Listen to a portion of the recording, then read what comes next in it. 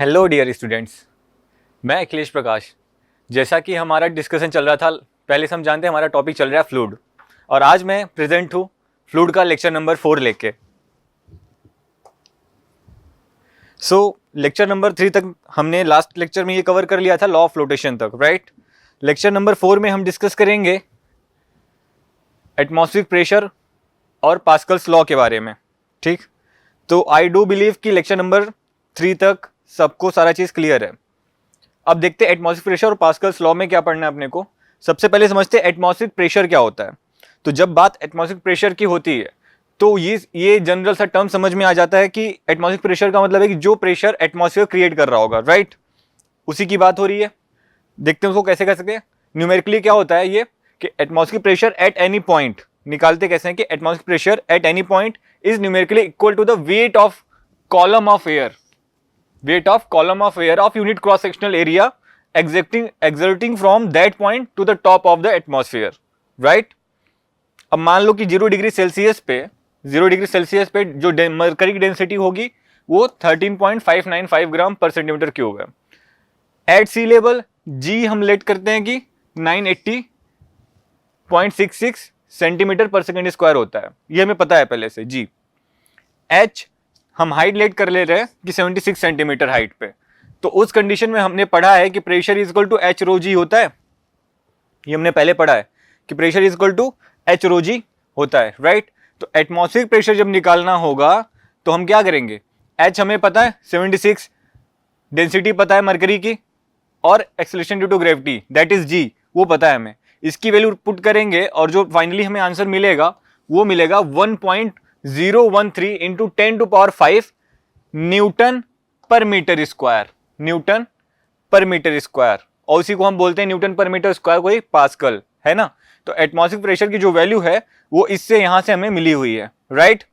अब जो height of atmosphere है, हाइट ऑफ एटमॉस्फेयर की बात करते हैं तो अर्थ के सरफेस से कितना ऊपर तक हाइट है एटमॉस्फेयर की, उसकी बात करते हैं। तो जो स्टैंडर्ड एटमॉस्फेरिक प्रेशर है हम इतना ही लेट करते हैं, इतना ही मानते हैं कि स्टैंडर्ड एटमॉस्फेरिक प्रेशर इतना है, कितना 1.013 इंटू 10⁵ पास्कल और न्यूटन पर मीटर स्क्वायर। लेकिन एटमॉस्फेयर जो अर्थ से है, यूनिफॉर्म डेंसिटी मान ले कि अर्थ अपनी है। अब अर्थ के अराउंड जो एटमॉस्फेयर है, यदि हम ये सपोज कर ले कि इसकी डेंसिटी यूनिफॉर्म है,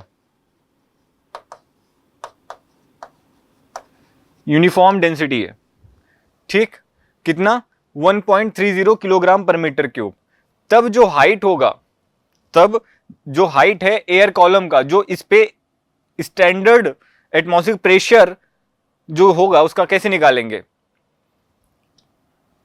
क्या कर रहे हैं बेसिकली हम हाइट निकाल रहे हैं एटमॉस्फेयर की। क्या निकाल रहे हैं, एक हाइट निकाल रहे हैं एटमॉस्फेयर की जब हम यूनिफॉर्म डेंसिटी लेट कर रहे हैं, ठीक। तो जो उस पे स्टैंडर्ड एटमॉस्फेरिक प्रेशर लग रहा होगा वो कैसे दिया जाएगा कि अभी हमने पढ़ा था प्रेशर एच रो जी, तो H rho g is equal to कितना होता है 1.013 इंटू 10⁵ पास्कल, वहां से हमने देख लिया, ठीक। अब यहां से हमें हाइट निकालनी है यदि एटमॉस्फेयर की, तो हमने रो जी से इसको डिवाइड कर दिया। डिवाइड करने के बाद जो हमारे पास वैल्यू आई वो 7.95 इंटू 10⁵ मीटर आई, जिसको हम अप्रोक्सीमेटली लिख सकते हैं 8 किलोमीटर भी, राइट। अप्रोक्सीमेटली हम कितना लिख सकते हैं 8 किलोमीटर, ओके। अब हम देखते हैं कि जब हमें पता है कि जब जो हमने दिखाला 8 किलोमीटर, यदि डेंसिटी ऑफ एयर कांस्टेंट नहीं है, if the density of air is not constant, air की डेंसिटी कांस्टेंट नहीं है बट हमें डिक्रीज हो रही है जैसे जैसे हाइट बढ़ रहा है अर्थ के ऊपर जैसे जैसे हम स्टेप बाय स्टेप बढ़ेंगे, जैसे जैसे इसकी हाइट बढ़ेगी, जैसे जैसे हाइट बढ़ेगी वैसे वैसे जो डेंसिटी है वो यूनिफॉर्म तो है नहीं, है ना, प्रैक्टिकली डेंसिटी यूनिफॉर्म नहीं है, तो वो डेंसिटी डिक्रीज हो रही है, ठीक। तो अब जब हम 6 किलोमीटर जा रहे हैं, डेंसिटी यहां जब ये पीछे निकाला था हमने 8 किलोमीटर, यहां से डेंसिटी हाफ हो जाती अबाउट 6 किलोमीटर, हम 1/4 जा रहे हैं तो वो 12 किलोमीटर के अबाउट 1/4 हो जा रही है डेंसिटी, इसी तरीके से और घटती जा रही है, ठीक है। तो हम एक क्लियर कट, हम इससे ये समझ सकते हैं कि एक हम क्लियर कट ये नहीं इमेजिन कर सकते कि हाँ इस लेवल पे डेंसिटी इतनी ही होगी, ठीक है। फिर भी जो एटमॉस्फेयर है वो हम मानते हैं कि 1200 किलोमीटर तक का है, ये हम मानते हैं कि एटमॉस्फेयर जो है वो 1200 किलोमीटर तक का है, और ये लिमिट कंसीडर की गई है प्रैक्टिकल पर्पसेस के लिए, ठीक है, ये प्रैक्टिकल पर्पसेस के लिए लिमिट कंसीडर की गई। जो एटमॉस्फेयर है वो अर्थ के सरफेस से 1200 किलोमीटर तक का लिया गया है, ठीक। अब मेजरमेंट क्या है एटमॉस्फेरिक प्रेशर का, मेजरमेंट कैसे करते हैं, उसमें पहला क्या देखेंगे, mercury barometer. The first one is mercury barometer. So to measure the atmospheric pressure experimentally, Torricelli invented a mercury barometer in 1643. Torseley is the name of scientist. Okay, he has invented the mercury barometer in 1643. ठीक, the pressure exerted by mercury column of 1 mm high is called torr. 1 torr. हमने pressure पढ़ते हुए ये पढ़ा था कि 1 torr is equal to 1 mm of Hg. याद आया? फर्स्ट लेक्चर में जब हम प्रेशर पढ़ रहे थे, फर्स्ट या सेकंड लेक्चर में, उस समय हमने डिस्कस किया था लास्ट लेक्चर्स में कि 1 torr is equal to 1 mm of Hg, unit of pressure में 1 mm ऑफ Hg। 1 mm क्या है, वही है कि pressure exerted by A mercury column of 1 mm high. 1 mm high, 1 mm बहुत स्मॉल यूनिट है। 1 mm के कंटेनर में मरकरी जो रखी रहेगी या जो फिल की रहेगी, उस हाइट से जो प्रेशर क्रिएट हो रहा है उसको हम बोलते हैं 1 टॉर, ठीक। यही है 1 mm of mercury column, 1 mm Hg, ठीक। Open tube manometer, open tube manometer, जब हम ओपन ट्यूब मैनोमीटर की बात करते हैं तो ये एक्चुअली करता क्या है, ये गेज प्रेशर है। ये मेजर क्या मेजर करता है, गेज प्रेशर मेजर करता है, ठीक है, ओपन ट्यूब मैनोमीटर। तो जब इक्विलिब्रियम कंडीशन आती है, मानते हैं जब इक्विलिब्रियम कंडीशन आ रही है तो प्रेशर जो होगा बॉटम में लेफ्ट लिम्ब का वो इक्वल होगा राइट लिम्ब के बराबर, ठीक। देखो जो प्रेशर है ओपन ट्यूब मैनोमीटर में, जो लेफ्ट लिम्ब का जो प्रेशर होगा, जो यहां पे प्रेशर है वही सेम प्रेशर यहां भी होगा, राइट। जो प्रेशर इस जगह होगा वही प्रेशर इस जगह होगा, ठीक। अब इसको निकालें कैसे, इसको कैसे निकालते हैं कि जो P है वहां y1 रो जी, y1 क्या है, y1 क्या है, हाइट है। किसकी हाइट है, लेफ्ट लिम्ब पे जितना मरकरी भरा गया है या फ्लूइड भरा गया है, लिक्विड भरा गया है उसका, ठीक है, ये हाइट है y1। और P2 और y2 हाइट है किसकी, राइट साइड की, लेफ्ट साइड की हाइट y1, राइट साइड की हाइट y2, ठीक। तो देखो यहां पे अभी P plus y1 rho g is equal to PA plus y2 rho g, PA plus y2 rho g. जो राइट साइड हमने देखा अभी, राइट साइड पे जो प्रेशर लग रहा है एटमॉस्फेरिक प्रेशर वो PA है, ठीक। तो PA प्लस y2 रो जी। अब इसको जब हम सॉल्व करते हैं, जब डिफरेंस निकालेंगे इसका प्रेशर का और एटमॉस्फेरिक प्रेशर का, तो प्रेशर और एटमॉस्फेरिक का जो डिफरेंस निकाला P minus PA is equal to rho g common ले लिया, y2 माइनस y1 हो जाएगा, ठीक। अब रो जी कॉमन लिया, y2 माइनस y1 को हम y मान सकते हैं। तो यहां से हम क्या लिख सकते हैं कि जो प्रेशर है वो एब्सोल्यूट प्रेशर है, P क्या है, एब्सोल्यूट प्रेशर है। और P माइनस PA जो है, P माइनस PA जो है वो क्या है, गेज प्रेशर है। ये अभी हमने निकाला P माइनस PA, ये क्या निकला, गेज प्रेशर, राइट।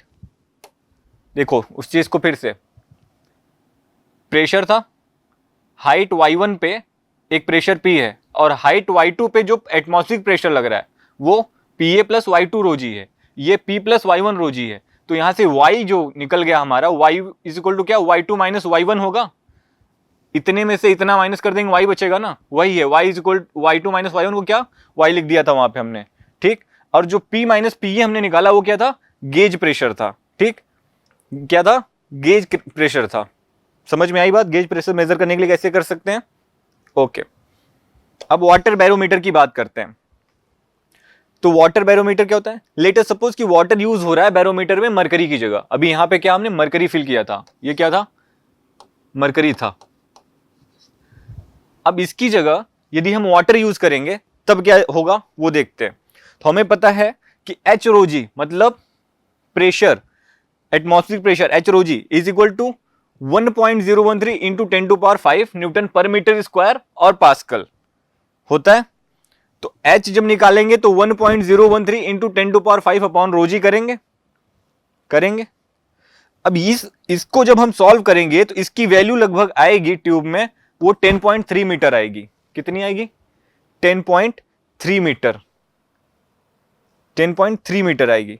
अब इतना लंबा ट्यूब, 10.3 मीटर का ट्यूब, इतना लंबा ट्यूब को मैनेज कर पाना आसान होगा क्या? नहीं होगा, क्योंकि लेंथ बहुत बड़ी हो जा रही है ना, 10.3 मीटर। यदि आप इमेजिन करो कि 1 मीटर कितना बड़ा होता है, फिर उसका मल्टीप्लाई कर लो 10 टाइम्स, तो देखो 10.3 मीटर की बात हो रही है। अब इतने लंबे ट्यूब को कैसे मैनेज कर पाओगे? इतना आसान नहीं है, इसलिए वाटर बैरोमीटर फिजिबल नहीं होता। इसी रीजन से वाटर बैरोमीटर फिजिबल नहीं होता, हम मरकरी बैरोमीटर यूज करते हैं, राइट। अब आया हमारा मेन टॉपिक, पास्कल्स लॉ। तो पास्कल्स लॉ जो है वो हमें क्या बताता है? वो ये कहता है कि यदि किसी पॉइंट पे जितना प्रेशर हम एक्सर्ट करेंगे, वो प्रेशर लिक्विड के अंदर, फ्लूइड के अंदर इक्वली डिस्ट्रीब्यूट होगा, लेकिन जो लिक्विड है या जो फ्लूइड है वो इनकंप्रेसिबल होना चाहिए। और जब हम वाटर की बात करते हैं तो वैसा एक लिक्विड हम वाटर बोलते हैं कि वाटर इनकंप्रेसिबल है, क्योंकि आप किसी भी कंटेनर में वाटर को रख के ऊपर से कितना भी प्रेशराइज कर दो, उसका जो कंटेनर में वॉल्यूम है वो ऐसा कभी नहीं होगा कि वो कंप्रेस हो जाए, उसके मॉलिक्यूल्स आपस में आ जाएं। वो प्रेशर क्रिएट करेगा, उस कंटेनर को तोड़ देगा, फोड़ देगा, लेकिन वो खुद और ज्यादा कंप्रेस नहीं हो पाएगा। इसलिए हम वाटर को कंसीडर करते हैं इनकंप्रेसिबल फ्लूइड, ठीक है। तो पास्कल्स लॉ हमें यही स्टेट करता है। पास्कल्स बेसिकली जो लॉ दिया गया था हमारे फ्रेंच मैथमेटिशियन थे, उनका नाम था ब्लेज पास्कल। फुल नाम इनका था ब्लेज पास्कल। तो इन्होंने ही बताया था कि इनकंप्रेसिबल फ्लूइड के लिए, सिर्फ इनकंप्रेसिबल फ्लूइड के लिए, यदि स्टैटिक कंडीशन में है वो फ्लूइड, यदि स्टैटिक है मतलब फ्लो नहीं कर रहा है, एक स्टैटिक कंडीशन ली कि स्टैटिक फ्लूइड जो होगा उसमें उसका जो प्रेशर अप्लाई किया जाएगा एक पॉइंट पे, वो इक्वली डिस्ट्रीब्यूट होगा हर पॉइंट पे। वही चीज लिखा है कि if the pressure in a liquid is changed at a particular point, if pressure in a liquid is changed at a particular point, the change is transmitted to the entire liquid without being diminished in magnitude. कोई container है, इसमें liquid रखा है, ठीक। इस point पे, यदि इस पॉइंट पे जो प्रेशर लगेगा, इस लिक्विड के इस पॉइंट पे जो प्रेशर लगेगा, जितने मैग्नीट्यूड का लगेगा, ये इक्वली डिस्ट्रीब्यूट होगा हर डायरेक्शन में, इक्वली डिस्ट्रीब्यूट होगा हर डायरेक्शन में बिना चेंज हुए। जितना लगा है उतना ही डिस्ट्रीब्यूट होगा, ठीक।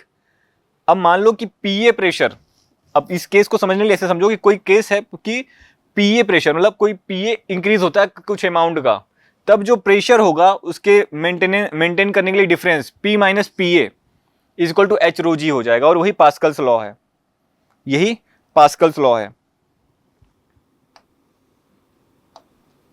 इसको समझने के लिए एक चीज और कर सकते हैं हम लोग कि एक बॉटल ले लो, ठीक है। एग्जांपल समझते हैं, एक बॉटल ले लिया,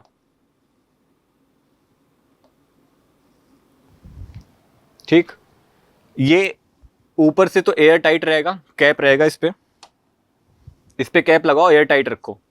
जब इस पे एयर टाइट रखोगे तो, और यहां से एक सिरिंज कितनी ले लो आप, 3 या 4 जो आपका मन करे। आप सपोज करो कि सिरिंज, पता है सिरिंज इंजेक्शन आता है ना, इस बॉटल में होल करना, उस इंजेक्शन का निडल निकाल के उसके बराबर का होल करना बॉटल में। सपोज एक होल यहां किया, दूसरा होल इस तरफ कहीं कर लिया, तीसरा होल यहां फ्रंट में कहीं कर लो या नीचे ही कर लो, कहीं भी इस तरफ ही कर लो, ठीक। यहां से आपने उस सिरिंज को ऐड कर दिया, यहां से आपने सिरिंज ऐड कर दी एक, राइट।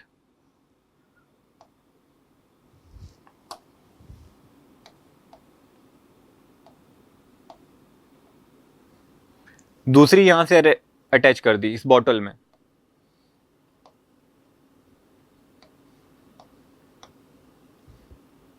तीसरी यहां से कर दी,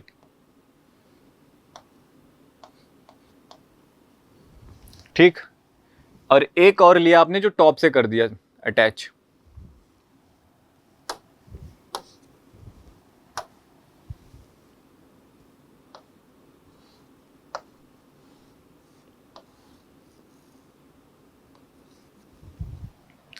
अब इस बॉटल में जब ये सीरीज तीनों अटैच कर देना, तो इसका जो नॉब रहेगा वो दबा के रखना अंदर तक, ठीक है। और इस बॉटल में वाटर फिल कर देना, पूरा कंप्लीट फिल कर देना यहां तक, राइट। ओके, कैप लगाना, कैप में एक होल रहेगा और वो होल किसके बराबर का रहेगा, जितना निडल हटाने के बाद सीरीज का टिप रहेगा उसके बराबर का होल रहेगा। और ये जो सीरीज है, ऊपर जो सीरीज है, इसका जो पिस्टन है उसको खींच के रखना पीछे की तरफ, राइट, पीछे की तरफ खींच के रखना। अब इस सीरीज से जैसे ही आप इसमें प्रेशर क्रिएट करोगे, जैसे ही पिस्टन को प्रेस करोगे इस बॉटल के अंदर, जैसे ही प्रेशर क्रिएट करोगे इस बॉटल के अंदर, तो आपको क्या दिखेगा कि जो तीनों सीरीज हैं इनके जो पिस्टन है वो पीछे की तरफ मूव करना शुरू कर दिए, पीछे की तरफ मूव करना शुरू कर दिए।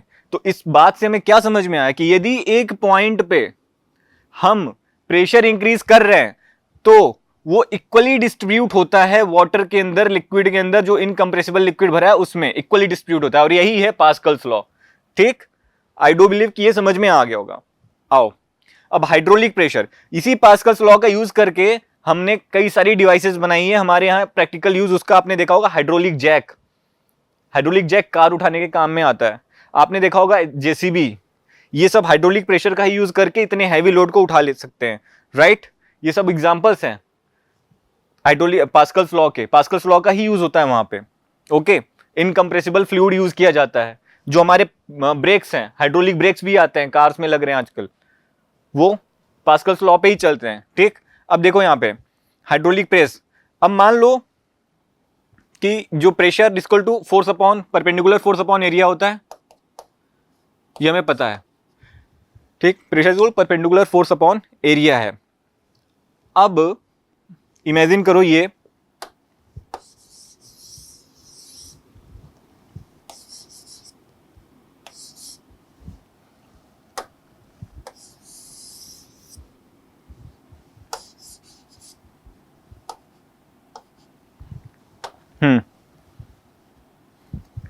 तो pressure equal to perpendicular force upon area होता है। यदि अब हमने क्या काम किया, एक बॉटल ऐसे लिया, ठीक है, और दूसरा ये लिया, एक बॉटल ये है, दूसरा ये है, इसको अटैच कर दिया आपस में, मतलब यहां पे जो फ्लूइड रहेगा, इसको फ्लूइड भरेंगे, जो फ्लूइड रहेगा वो इक्वल रहेगा इसके,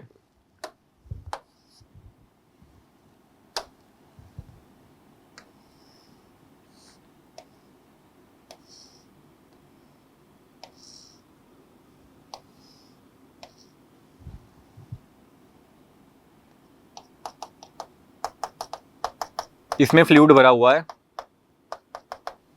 इनकंप्रेसिबल फ्लूइड भरा हुआ है, ठीक। यहां पे ऊपर एक पिस्टन इस पे रखा हुआ, एक पिस्टन इस पे लगा हुआ।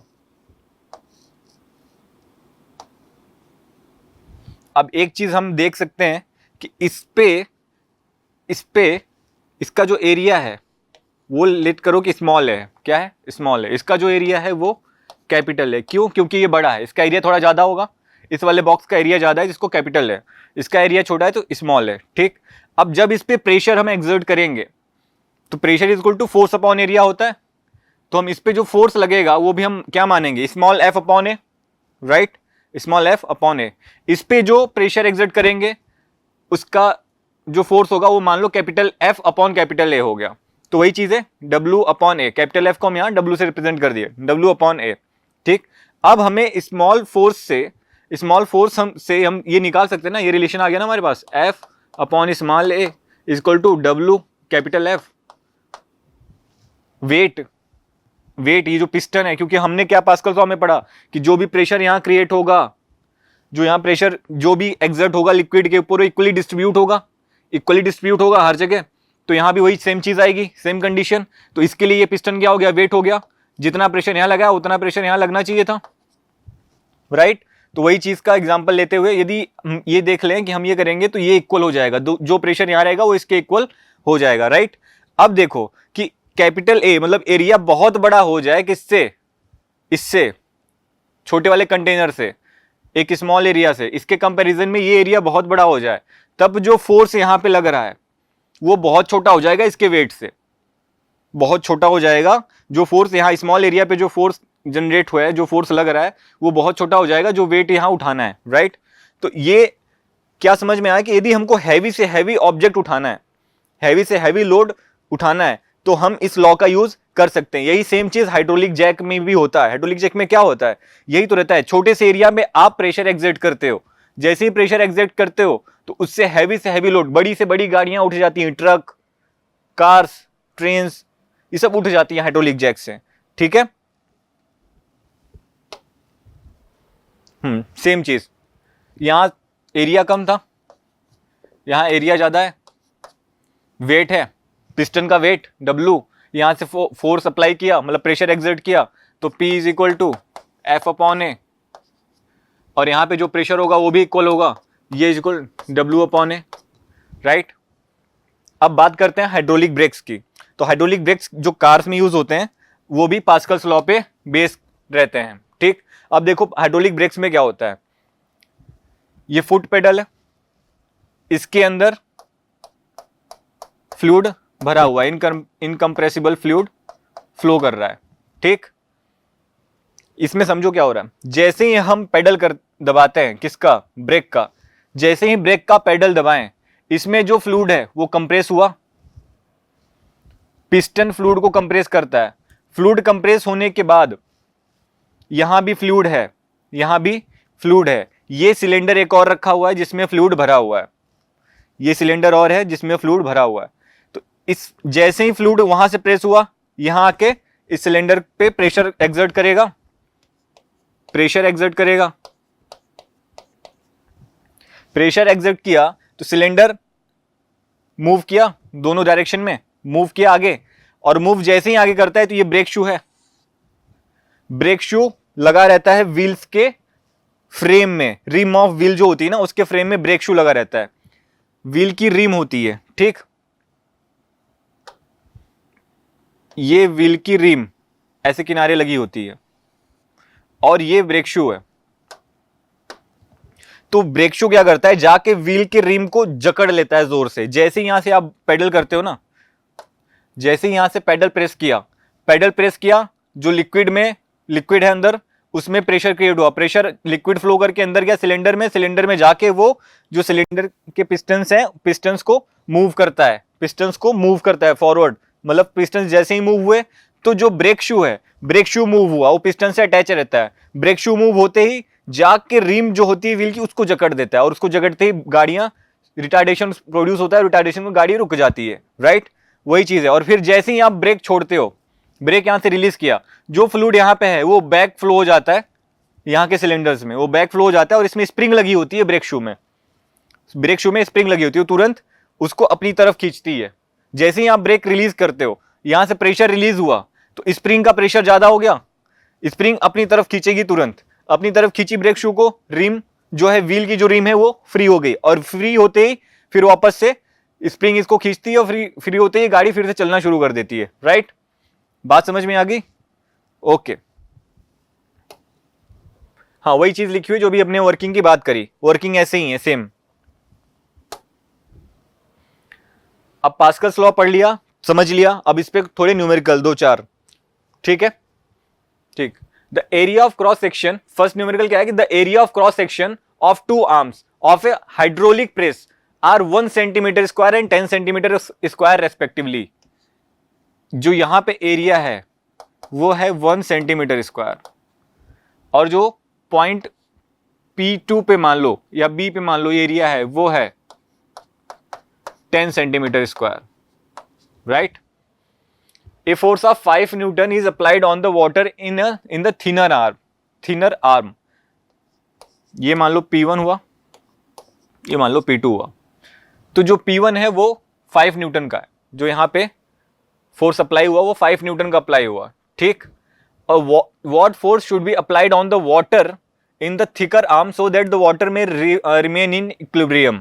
ओके, वो पूछ रहा है कि इस पे हमने फोर्स 5 न्यूटन अप्लाई किया, अब इस पे फोर्स कितना अप्लाई होना चाहिए कि ये वाटर इक्विलिब्रियम में रहे। तो उसके लिए हमें पता है कि जो इस पॉइंट पे प्रेशर होगा थिनर आर्म के पे, वही प्रेशर इस थिकर आर्म पे रहे तो ही ये इक्विलिब्रियम में रहेगा।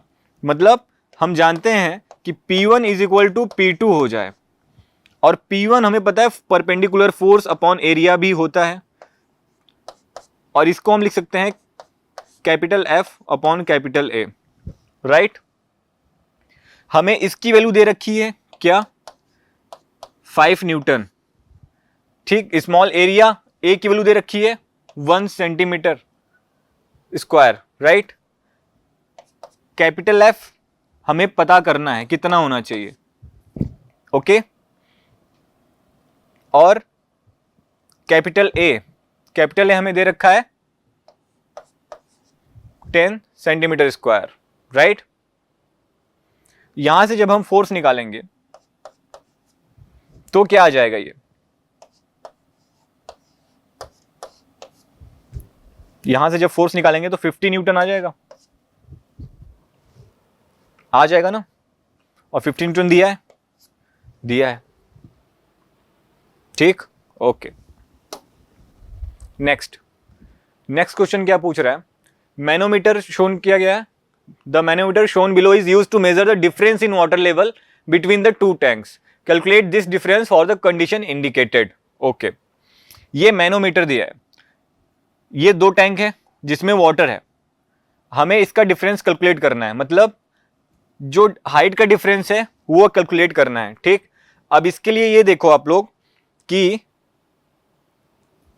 ये मरकरी है, लिक्विड है, सॉरी मरकरी नहीं है, ये लिक्विड है कोई, जिसकी स्पेसिफिक ग्रेविटी 0.9 दी है,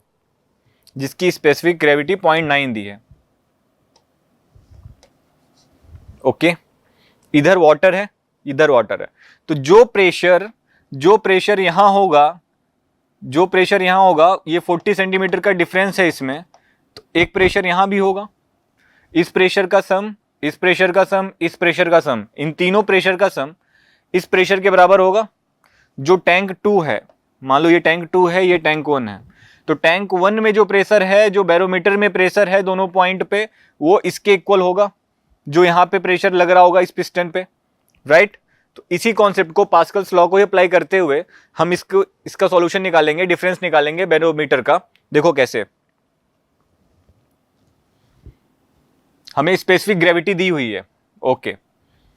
तो हमें पता है कि प्रेशर, मान लो सपोज कर लो कि जो टैंक 1 पे प्रेशर है, टैंक 1 का प्रेशर, एटमॉस्फेरिक प्रेशर एक लग रहा होगा यहाँ पे PA, टैंक 1 का PA और H1 रो जी, तो PA प्लस H1 रो जी, ठीक है। उसके बाद इस पॉइंट पे जो प्रेशर लग रहा होगा उस लिक्विड के अंदर, वो कितना है, 40 है, 40 सेंटीमीटर ये ऊपर है, ये क्या है 40 सेंटीमीटर ऊपर है, तो हम लिखेंगे -40, हाइट लिख दी -40। हमें पता है कि pressure equal to rho GH भी होता है, ये पता है ना, pressure equal to rho GH होता है, तो -40 रो लिक्विड, रो कौन सा लगेगा इस पे, लिक्विड का, क्योंकि लिक्विड के अंदर का प्रेशर है ये, तो रो लिक्विड इंटू जी, हाइट तो लिख दी पहले ही, रो GH होता है, हाइट लिख दी 40, ठीक। इस पॉइंट पे प्रेशर कितना होगा, यहां से प्रेशर नीचे की तरफ है यहां, तो ये क्या होगा +40, और रो क्या है, rho of water, density of water g, ये होगा। और ये इक्वल हो जाएगा किसके, ये तीनों इक्वल हो जाएंगे किसके, जो एटमॉस्फेरिक प्रेशर यहां एक्ट कर रहा होगा H2 पे, तो PA प्लस H2 रो जी, ये हो जाएगा। इतनी बात आई समझ में, ठीक। अब देखो हमें डिफरेंस निकालना है H2 माइनस H1 का, हाइट का डिफरेंस निकालना है, ठीक। तो PA से PA तो कैंसिल हो जाएगा, यहां बचा H1 rho g minus 40 rho L जी प्लस 40 रो जी, ठीक। हम इसको ट्रांसपोज कर लेंगे तो ये हो जाएगा H2 rho g minus H1 rho g is equal to 40 rho g minus 40 rho L g, 40 liquid का डेंसिटी, ठीक। अब एक चीज देखना, लिक्विड की density is equal to 0.9 density of water, 0.9 rho लिख सकते हो उसको, ठीक। ये हमें पता है, जिस स्पेसिफिक ग्रेविटी दी है वो 0.9 specific gravity into density of water लिख सकते हैं। तो देखो यहां से H2 माइनस H1, ये स्टेप देखना, H2 माइनस H1, रो जी यहां से कॉमन लिया, ये इक्वल हो गया 40 रो जी माइनस, अभी क्या बात हुई थी कि रो एल को हम क्या लिखते हैं 0.9 रो लिख सकते हैं रो जी, ठीक, इसको लिख दिया तो जैसे ही मल्टीप्लाई करेंगे 40 माइनस 36 आ जाएगा, 40 माइनस 36 रो जी, ये कॉमन ले लिया तो रो जी से रो जी कैंसिल हो गया। यहां से जो वैल्यू हमको मिली डिफरेंस की H2 minus H1 is equal to 4 मिला, 4 मतलब 4 सेंटीमीटर, ठीक, H2 minus H1 is equal to 4 centimetre, option B is correct. Okay, next question, ये गिवन यूट्यूब है, यूट्यूब है, हाँ एक यूट्यूब है, यूट्यूब नहीं यूट्यूब, ठीक, इसमें रिलेशन फाइंड करना है प्रेशर और एटमॉस्फेरिक प्रेशर के बीच में, ये प्रेशर P है और एटमॉस्फेरिक प्रेशर के बीच में रिलेशन फाइंड करना है, जिसमें D2 मतलब डेंसिटी दी हुई है जो यहाँ पे एक लिक्विड भरा गया है, ठीक, और D1 डेंसिटी दी गई है जो यहाँ पे लिक्विड है। ओके, तो रिलेशन कैसे फाइंड करेंगे इसके लिए, जो प्रेशर एटमॉस्फेरिक प्रेशर यहाँ पे होगा, ठीक, जो प्रेशर यहाँ पे होगा और जो यहाँ पे होगा ये इक्वल होगा इस प्रेशर के, ये बात हमको पता है, ठीक, तो इसको कैसे देखेंगे, एटमॉस्फेरिक प्रेशर प्लस इस फ्लूइड जो यहाँ पे भरा हुआ है जिसको डेंसिटी है, यहाँ पे एक प्रेशर होगा, इसकी वजह से रो जी एच होता है, हमें पता है रो जी एच होता है, तो हम लिख सकते हैं रो टू एच टू जी, ठीक, प्लस यहाँ पे ये जो फ्लूइड है ना, इसको हम क्या लिख सकते हैं रो 1 H1 जी, हम H1 लेट कर लिए, इसको H2 लेट के लिए, इसको H1 लेट कर लिए, ठीक, और इज इक्वल टू इस प्रेशर के इक्वल होगा जो प्रेशर यहाँ पे है, यही डिफरेंस हमसे पूछ भी रहा है, राइट, तो ये क्या है रो 2 की जगह D2 है, ये D2 है, इसको हम लिख सकते हैं D2, H2 क्या है Y है, ये G है, ये रो 1 क्या है D1, H1 क्या है X और ये G है, ये G रहेगा, ये G is equal to rho sorry P, ठीक, अब इसकी वैल्यू पुट कर देते हैं हम लोग, जब वैल्यू पुट करेंगे तो ये PA हो जाएगा, ये कितना दिया हुआ है D2 हमको 2 into 13.6 into G, right, minus Y की वैल्यू 25 भी है, Y की वैल्यू 25 दी हुई है, तो इंटू 25 माइनस D1 की वैल्यू हमें 13.6 दी है, X की वैल्यू हमको 26 दी है और into G is equal to P, right, इतनी बात समझ में आई। अब देखना अब क्या हो रहा है, यहाँ पे ये लिखा हमने PA जो यहाँ पे लिखा हुआ था सेम, यहां से इन दोनों से मैंने 13.6 G कॉमन ले लिया, क्या किया 13.6 इंटू G जो था उसको कॉमन ले लिया, कॉमन लेने के बाद बचा क्या हमारे पास 25 इंटू 2 किया तो ये 50, ठीक, ये प्लस है, ये प्लस कितना 26, ये इज इक्वल टू P हो गया, राइट। अब देखो ये PA plus 13.6 into G into इनको प्लस किया तो 76 इज इक्वल टू P। अब देखो 13.6 जो है ये होता है density of mercury, density of mercury, ठीक, और स्टार्टिंग में इसी स्लाइड में स्टार्टिंग में हमने P is equal to rho g H, जब मरकरी वाला केस देखा था तो उसमें मरकरी की जो वैल्यू रखी थी वो 13.59 समथिंग रखी थी और G था और H जो था वो 76 रखा था, G की वैल्यू हमने वहां पे 980 रखी थी, याद आया फर्स्ट केस में, फर्स्ट स्लाइड में और ये वैल्यू इक्वल नहीं है इस प्रेशर के, एटमॉस्फेरिक प्रेशर के, यही निकाला था एटमॉस्फेरिक प्रेशर। तो इस वैल्यू को, इस पूरी वैल्यू को मैं लिख सकता हूं PA प्लस PA। तो रिलेशन नहीं मिल गया क्या? रिलेशन क्या मिला? 2PA is equal to P। इस बात में कोई कंफ्यूज नहीं होगा कि सर आपने PA कहां से लिख दिया। इस पूरे वैल्यू, ये टोटल वैल्यू जो है 13.6 इंटू G इंटू 76, ये इक्वल होती है एटमॉस्फेरिक प्रेशर के। हमने पहली जब स्लाइड शुरू करी, जब ये लेक्चर शुरू किया तभी देख लिया था, ठीक। ये PA होती है और वहां से हमें ये रिलेशन मिला कि 2PA is equal to P। Option B is our correct answer. Now next question we have that a vertical U-tube of uniform inner cross section contains mercury in both sides of its arm. A glycerin की डेंसिटी दी है 1.3 gram पर centimetre cube, column of length 10 centimetre भरा गया, is introduced in one of its arm, एक arm में भर दिया।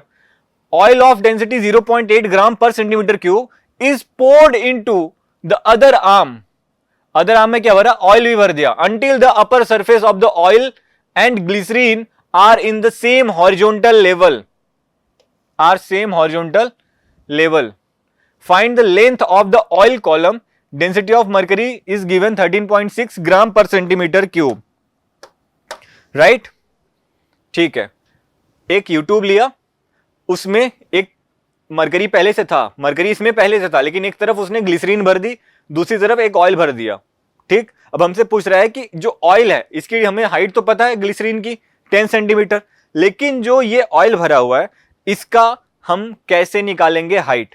तो आसान सा तरीका, जो हम पास्कल्स लॉ अप्लाई करते आ रहे हैं कि जो प्रेशर यहां होगा वही प्रेशर यहां होगा, इसमें कोई डाउट नहीं होना चाहिए। तो हम क्या लिखेंगे? PA is equal to PV। Let suppose PA is equal to PV ले लिया, ठीक है। जो प्रेशर यहां होगा वही प्रेशर यहां होगा, ठीक। यहां पे ग्लिसरीन है, यहां पे ऑयल है,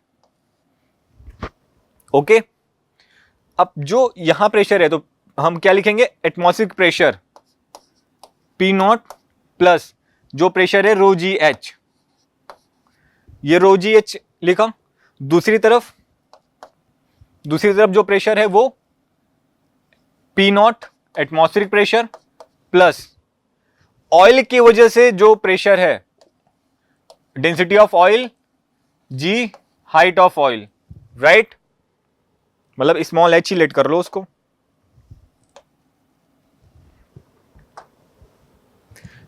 ठीक।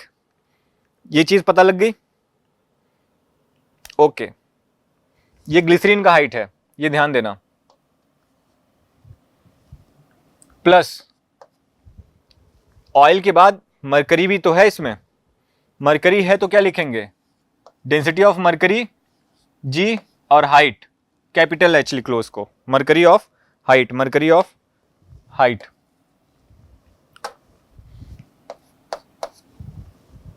ठीक। तो P0 से P0 तो कैंसिल हो जाएगा। ये किसकी बात हो रही है? ग्लिसरीन की। ग्लिसरीन की डेंसिटी कितनी दी है? ग्लिसरीन की डेंसिटी हमको दी है 1.3 G और हाइट है 10, ठीक। 1.3 G हाइट है 10, ठीक है। अब वहां पे हमें डेंसिटी कितनी दी है उसकी? 0.8 इंटू G इंटू हाइट हमें निकालनी है H, plus density of mercury हमको पता है 13.6 इंटू G। अब देखना कैपिटल H, ये मरकरी की भी हाइट तो हमको नहीं पता है, लेकिन क्या मैं इसको 10 माइनस H लिख दूं तो मरकरी की height capital H is equal to इतना नहीं हो सकता। ये हाइट जो है मरकरी की, ये इक्वल टू इतना माइनस इतना कर दे तो नहीं हो जाएगा? हो जाएगा ना, ओके। अब देखना, ये 13 हो गया, ये 0.8 G, ये 13.6 G, ये 10 माइनस Hg, इसको हम लिखते हैं 0.8 GH प्लस 13.6 का अंदर मल्टीप्लाई कर दिया तो ये हो गया 136 माइनस 13.6 H, राइट। ये H हमें निकालना है, H पता नहीं है, ठीक है। अब यहां से G कॉमन ले लेंगे इन दोनों में से, तो G से G उधर कैंसिल हो जाएगा, तो सिर्फ हमारे पास बचेगा 13 is equal to 0.8 H plus 136 minus 13.6 H। ये स्टेप में कोई कंफ्यूज नहीं होगा, क्योंकि G कॉमन लेके जब आप कट करोगे तो सिर्फ ये स्टेप बचेगा, ठीक है। अब देखना 0.8 H और 13.6 H ट्रांसपोज किया, इधर लेके आया, तो ये बचेगा इसमें से 12.8 H, और 13 उधर गया, 136 से माइनस हुआ, तो ये हमारे पास आ जाएगा 123। और जब आप इस इक्वेशन को सॉल्व करेंगे, इस फ्रैक्शन को सॉल्व करेंगे, तो आपके पास जो वैल्यू आएगी वो आएगी 9.6 सेंटीमीटर की, और option D 9.6 is the correct answer. Okay, next slide देखते हैं। इसमें बोल रहा है कि an iceberg of density 900 kilogram per metre cube is floating in water of density 1000 kilogram per metre cube.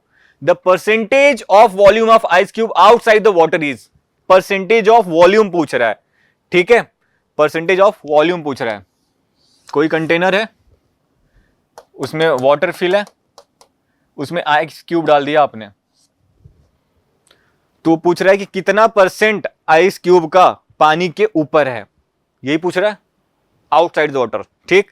अब इसको निकालने के लिए सपोज लेट कर लो कि जो आइस क्यूब का वॉल्यूम है वो कैपिटल V है, आइस क्यूब का जो वॉल्यूम है वो कैपिटल V है, टोटल वॉल्यूम सपोज कर लिया कैपिटल V है, ठीक।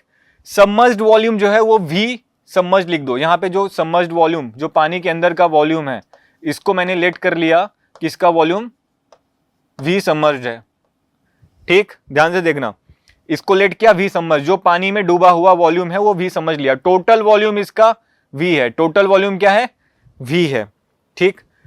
अब डेंसिटी ऑफ आइसबर्ग दिया है, डेंसिटी ऑफ आइसबर्ग दिया है 900 kg पर मीटर क्यूब, ठीक। डेंसिटी ऑफ वाटर भी दिया है हमको, डेंसिटी ऑफ वाटर दिया है, डेंसिटी ऑफ आइसबर्ग दिया है, ठीक है।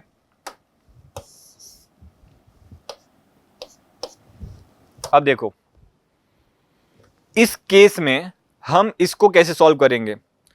हमें लॉ ऑफ फ्लोटेशन याद है, लॉ ऑफ फ्लोटेशन याद है पिछले वाले लेक्चर से।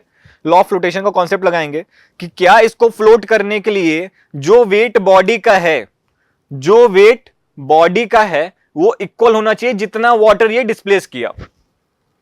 जब आइस क्यूब आप डालोगे पानी में, तो जो वेट उस आइस क्यूब का होगा पानी से पहले बाहर, वो इक्वल होगा किसके, जो वाटर डिस्प्लेस करेगा वो उसके इक्वल होगा, ठीक।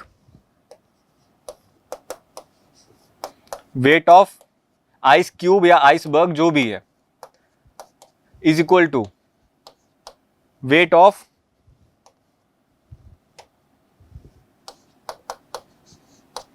वाटर डिस्प्लेस्ड, इसके होगा, ठीक। तो वेट ऑफ आइस क्यूब हम कैसे निकालते हैं, वॉल्यूम पता हो, हमें वॉल्यूम पता हो, और क्या पता हो, डेंसिटी पता हो, तो वेट आ जाएगा, वेट आ जाएगा ना। ये क्या है, वाटर का है, ठीक। अब यहां पे जो आइस क्यूब का वॉल्यूम है, हम यहां पे किसकी बात करेंगे, किसकी बात करेंगे यहां पे, ये टोटल वॉल्यूम रहेगा, किसका रहेगा, टोटल वॉल्यूम, जो आइस क्यूब का वॉल्यूम है। लेकिन जो V है, यहां पे जो वॉल्यूम रहेगा वो लिक्विड के अंदर सबमर्ज्ड की बात हो रही है, और डेंसिटी वाटर की बात हो रही है, ठीक है। इसको ट्रांसपोज कर दें तो हमें क्या मिल जाएगा,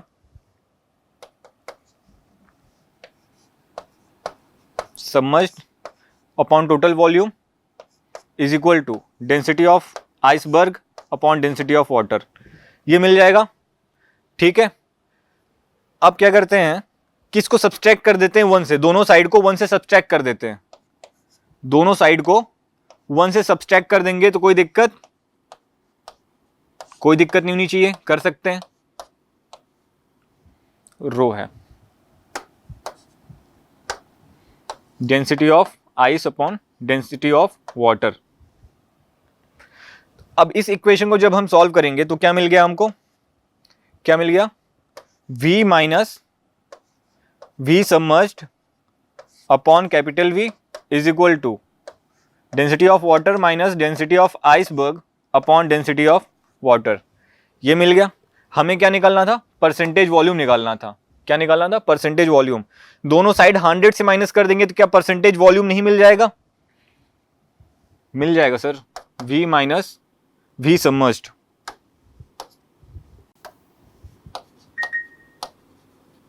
upon V is equal to density of water minus density of ice upon density of water. यहाँ भी 100 से मल्टीप्लाई कर दिया, यहाँ भी 100 से मल्टीप्लाई कर दिया, यहाँ भी 100 से मल्टीप्लाई किया, यहाँ भी 100 से मल्टीप्लाई किया। तो ये हमें क्या मिल गया, ये क्या निकाल के देगा, percentage of volume, percentage of volume submerged, यही तो मिलेगा हमको, परसेंटेज ऑफ वॉल्यूम सबमर्ज्ड या outside water, sorry percentage of volume outside water, यही तो देगा हमको। Is equal to rho, density पता है हमको 1000 माइनस 900 अपॉन 1000 इंटू 100। अरे आ गया ना। इसको जब आप सॉल्व करोगे, ऊपर कितना बचा, 100 upon 10 is equal to 10%, 10%। Option C is the correct answer, right. Okay, so आज के लेक्चर्स में पास्कल्स लॉ भी हमारा टॉपिक कंप्लीट हो गया। ओके, अब नेक्स्ट लेक्चर में मिलते हैं, तब तक के लिए थैंक यू।